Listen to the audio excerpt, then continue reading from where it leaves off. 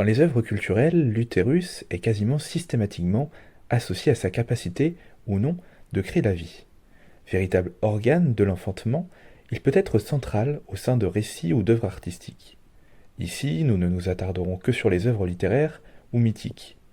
Au sein de ces dernières, l'utérus peut être associé à trois adjectifs épithètes centraux dans ce podcast: féminin, masculin et artificiel.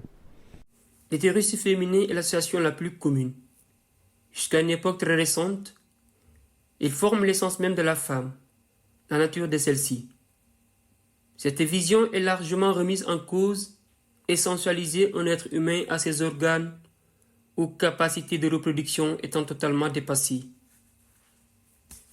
Les œuvres d'anticipation tardent peu sur cet organe féminisé, sous-tendu l'utérus féminin, à l'exception du livre de Margaret Atwood, adapté récemment en série, La Servante écarlate. Ce roman dystopique nous envoie dans un futur où les femmes sont divisées en castes astreintes à certains rôles, la pollution les rendant infertiles et les taux de natalité étant extrêmement bas.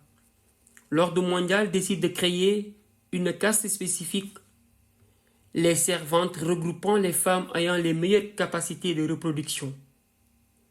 Passant de foyer en foyer, elles doivent donner à chaque famille un ou plusieurs enfants fiables. Chez les servantes, la nature d'enfantement de l'utérus prédestinait leur rôle dans la société. Cette œuvre dénonce le rôle tenu par les femmes dans la société à la fin du XXe siècle.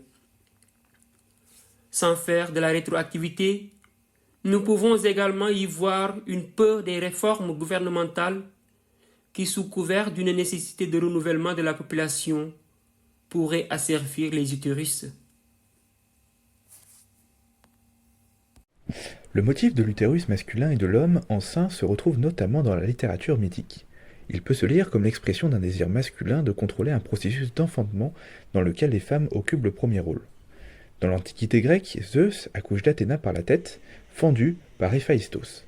Une autre version de ce mythe fait sortir Athéna et Dionysos du mollet ou de la cuisse de Zeus. Dans la religion chrétienne, à partir du XIe siècle, une tendance iconographique montre Adam accouché d'Ève, cherchant ainsi à montrer la supériorité de l'homme sur la femme.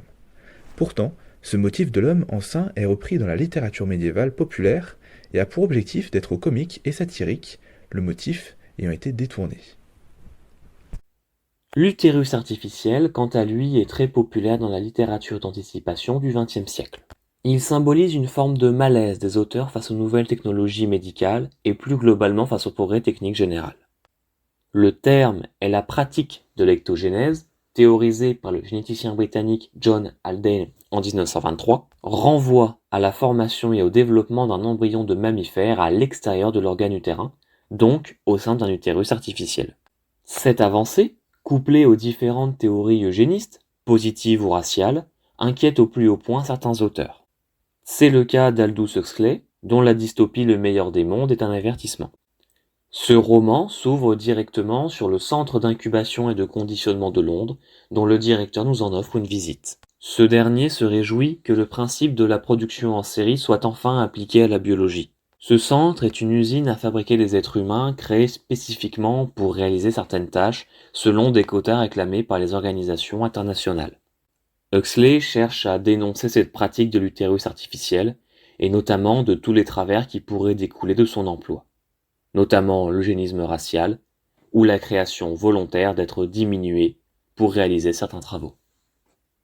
Ce podcast a été réalisé par Hugo James, Richard Mathurin-Boissy et Kylian Burtin, dans le cadre du Master Valorisation et Diffusion des Savoirs Historiques et Archéologiques, Université Bretagne Sud.